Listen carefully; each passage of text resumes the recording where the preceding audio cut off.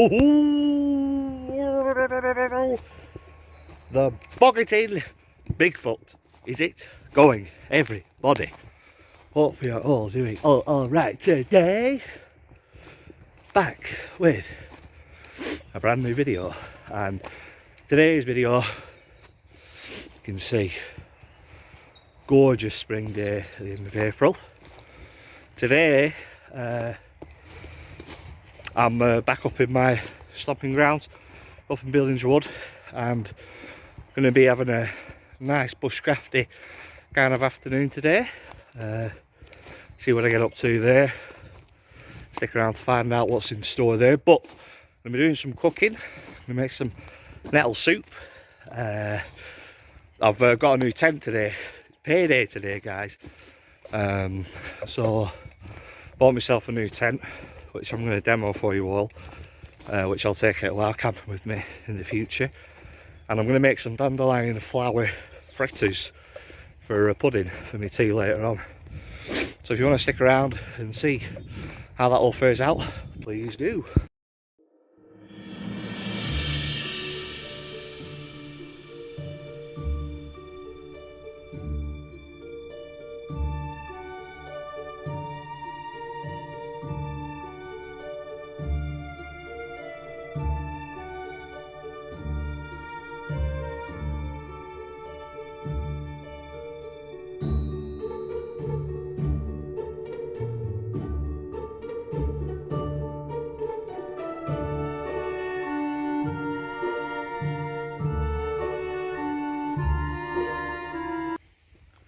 So I just wanted to kind of take a moment to have a bit of self-reflection from my last video, obviously when I got out wild camping on my own. That was nearly 2 weeks ago now, and I'll tell you something, the boost it gave me for my mental health and, you know, my mood and things like that, you know, was absolutely amazing. Felt, you know, I feel really good at the minute. You know, there's still odd thing, I do have blips here and there where I get set off by something, but generally on the whole I'm doing a lot better, and it's great now that we're, you know, spring's well underway, because obviously I'm going to try and get out wild camping even more now, on my own. And shock horror, since I've gone out on my own, lots of people have reserved to want to come with me. Never wanted to come before, did you? But no, seriously, it'll be nice to have a bit of company. As much as I do enjoy being out here on my own, because this is like my hobby, you know, this is my solace, my happy place. It's nice to have a bit of company every so often if the person's on the right brainwave. But one thing I did actually one person I wanted to give a shout out to was Andy from Bushcraft. I hooked up with you through your partner who was at one of my animal birthday parties, Gemma, shout out to you as well. Me and my dad went along to your bushcraft school yesterday, which was the 28th of April in Clifton Country Park. And those people who are, you know, avid followers of my channel will know Clifton Country Park is known for its British Bigfoot activity. That's the universe, guys, linking me to people and locations. But yeah, I had a really good, I think, and my dad as well, we had a really good time yesterday afternoon. We had to make a smoking tripod, which I might try and make, I might try and make one later on. I'll see how much bungee cord I've got in my bag. Very simple, so I'm gonna have a go at that later on, if, like I say, if I've got enough cord to tie it all up together. And he taught me a lot of different edible food groups and stuff that I never even knew about before. So yeah, cheers for that, mate. I'm going to try and channel your energy, and hopefully further down the line we can get together and have a wild camp. But for now, this is my new tent. It's the Tamar dome tent, 2-man tent, 2-person tent I should say. That makes me sound really sexist. I'm going to set it up now, and yeah, we'll see what happens, so stick around. Right, so that's done and dusted. Just coming back to my shelter now to grab my rucksack so I can demo how much space is in this thing. You can actually see it there in the background. I wanted to do like another speed loop kind of video again, and I'm going to put like a amusing background track on it, just for the skeptical sister Millie's enjoyment. But I quickly realised, you know what, I need to watch an actual YouTube tutorial how to put this thing up, otherwise I'm going to lose my temper. I should have just recorded it anyway, shouldn't I? That would have made for some quality content. But the tent is up, guys. I'm definitely going to need to practice making it a few more times. But let's just put my rucksack here, just have a little dive in. Oh.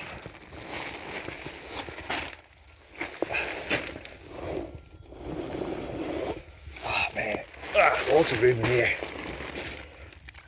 So this is the Euro hike tomorrow too, and yeah, I didn't realise it, and I should have done really.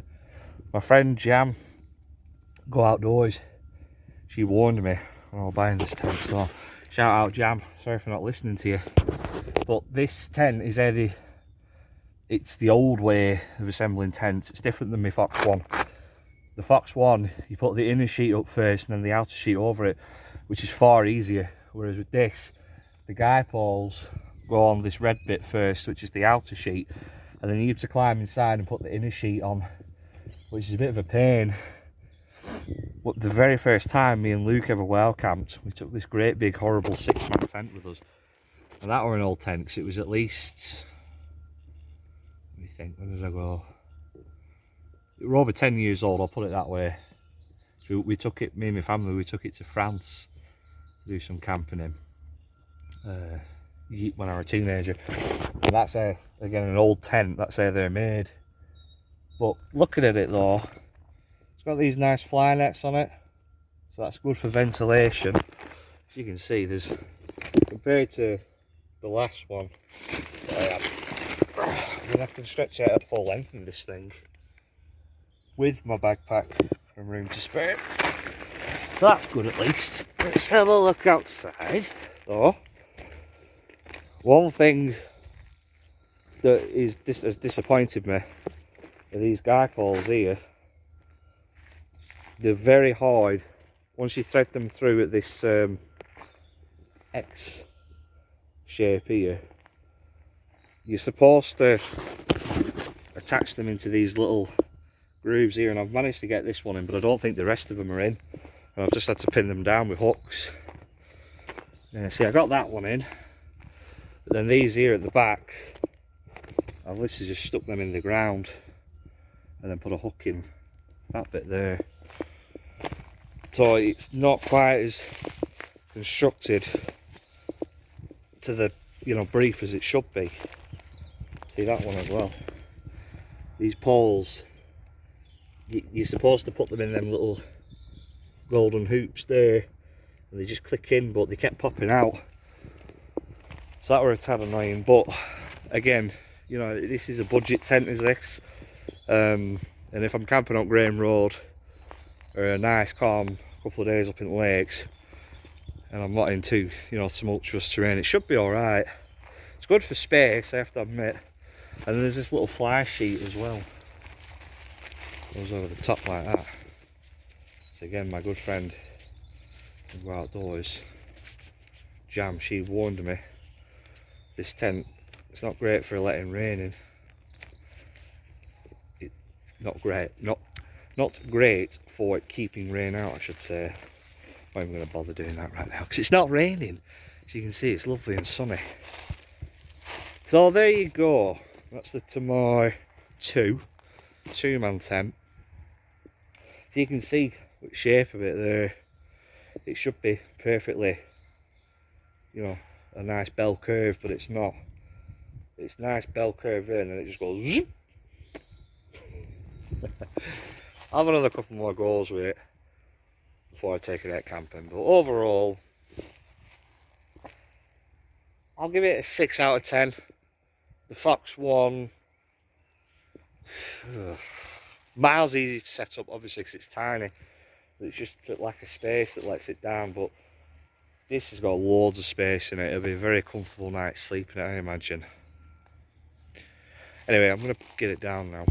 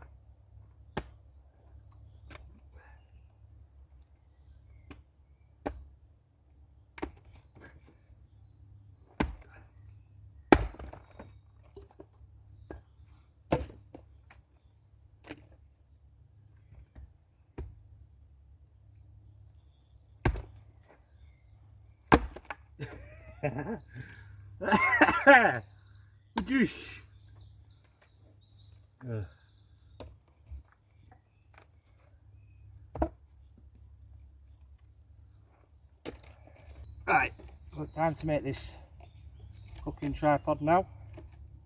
And the key to doing this, you want 3 pieces of wood, a fairly similar length. I've got. Hey, you're right. Thank you. Local dog walker, not interrupting my video. Shout out, Paul's a go-go. Nice lady, eh? So the key to doing this is you want 3 pieces of wood that are same length. You lie them down on the floor, you put one on top of 2 of them, tie the bungee cord around, and also don't tie the rope too tight. And you just simply twist around to make tension like that. And then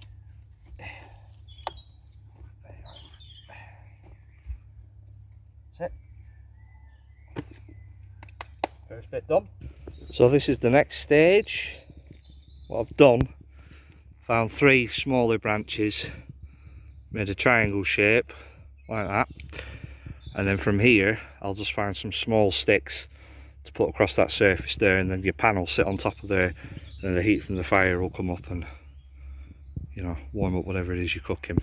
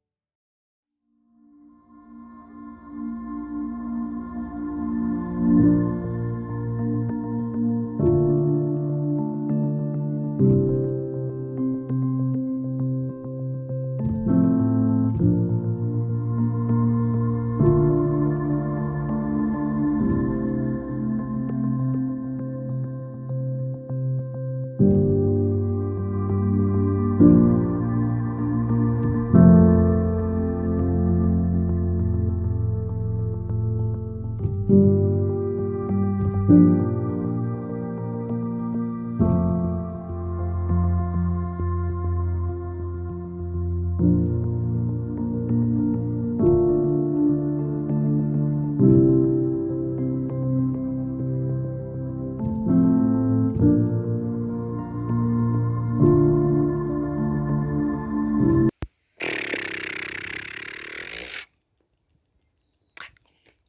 is done. Cooking classes with Campfire Stories Lancashire, I've conceded for today. It's about 5:30. Probably gonna read my book a bit and then keep fire going a little bit longer, then head home. But yeah, we had a bit of mishap with the tripod. I think I was a bit overzealous with how much firewood I put on it, and it obviously weren't big enough, so the bastard caught fire. Luckily I managed to save the pot off of the the shelf before it obviously fell into fire and put it out, because that would have been very, very annoying. But it's just the remains of it are here. Rest in peace, tripod. You did your service for this channel for a grand total of about half an hour, so not a bad shift to put in. So yeah, I just reverted back to cooking stuff on the old-fashioned way, just pan out fire. And obviously the nettle soup was just delicious, very, very nice. And I think that might be the best I've ever made it, to be fair, because it was proper thick stodge. Really, really nice, wholesome. I put some wild garlic in there, some onions, obviously potatoes, thicken it up, bit of a stock cube, and of course the key ingredient, nettles. So yeah, really enjoyed that. The fritters didn't fare so well. I don't know what I've done. Maybe I put too much oil in, maybe I put not enough flour in. The batter didn't really coat them that well, so they just, once the batter was in my stove and it were, it was flamer on it, the batter was just, congealing into little, capsules, if you will, and the dandelion, the flowers weren't really doing out, not like what I've seen in other videos. So oh well, I tried it, I did try it, but I took it out on a spoon and the oil was just dripping off it. And like I've used a few tonics in my time when I've had a sore throat with olive oil, and I'm a big believer in health benefits of drinking oil raw sometimes when you need to. If you've got a sore throat, works wonders for you, for the old for the old airways. But I tried a mouthful of it and I was like, ugh, it's grim as this, so I just whizzed it. But never mind, I'll have to return back to study books, and I'm not a natural baker, disclaimer out there. I'm not on my dad's level of cooking, but I can cook curries and bacon butter, put some toast in the toaster, bowl of cereal, that kind of thing. But I can wild cook as well, as we know. I can make a veg stodge, just depends on your level of culinary standards. Like my dad likes the Ritz level of veg stodge, but me, guys, I'll rough it with my food. Yeah, I've eaten some pretty disgusting things, but there's no point eating them, the batter, fat, oil, shitty stuff, them fritters. I'd have probably just been better off eating some raw flowers, and I might just do that on the way home. I might just pick some and munch on them. But anyway, I'm just going to wrap it up now, so I can start editing this before I go home. I suppose doing the walk out here, but I've had a nice afternoon up here. I'm glad that I made the tripod. Shame it burnt down, but classic Campfire Stories Lancashire tradition, never goes plain sailing. It's one tiny mishap, even if it's only a tiny thing, but oh well. So yeah, I want to try and get out wild camping, not this week coming, because I'm busy with work, but the week after, if I've got like a block of days off, I'm going to get back out camping again with tomorrow too, that I've tried before. So watch out for that. Yeah, thanks for watching. If you made it through to the end, as always, leave us a like if you want, leave us a comment if you think how I can make my fritters better for next time. Subscribe if you want to, you don't have to. Share it on social media if you want. I'll see you all further on down the road. Bye bye.